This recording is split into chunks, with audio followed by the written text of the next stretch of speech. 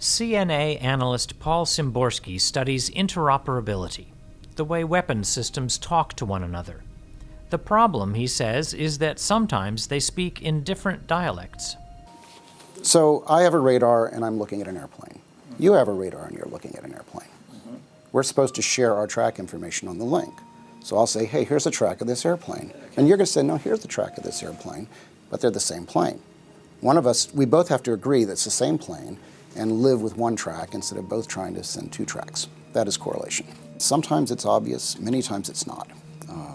Many times the user isn't aware that the information he is seeing on his console is inaccurate because of an interoperability problem. These interoperability problems are far too common, and they endanger the lives of U.S. troops.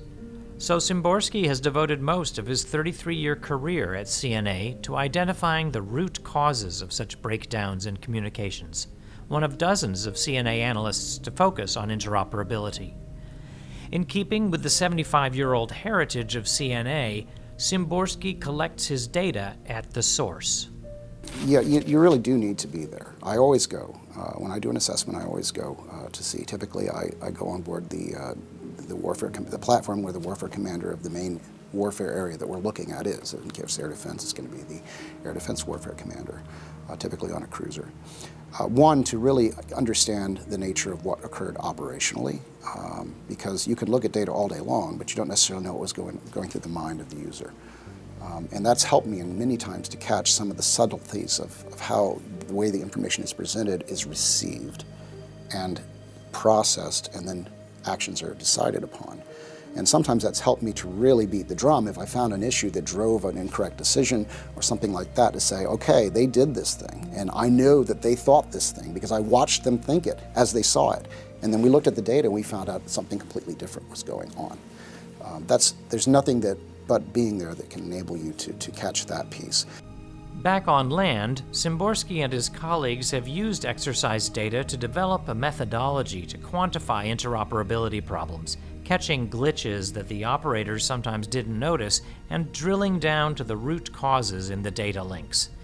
They have also participated in the development of new algorithms and rule sets that are now used in weapons systems throughout the military, sometimes with dramatic results. What is interesting is when this standard was finally implemented and looked at on a fairly large scale, the actual results that we saw in the field were quite similar to what we had modeled many years before, which was quite gratifying to see. And I can still remember the day that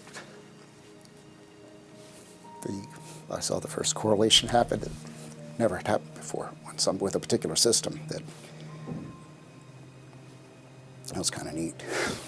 It may not sound like much, but having more than one track on an object is a bad thing. If it's a fighter, friendly fighter, he has a track and there's another track of him. If he's interacting with the bad guy, maybe that extra track of the friend will end up correlating with the bad guy. Next thing you know, the bad guy's going off with the friend ID, or vice versa. Bad things can happen with extra tracks. You don't want extra tracks.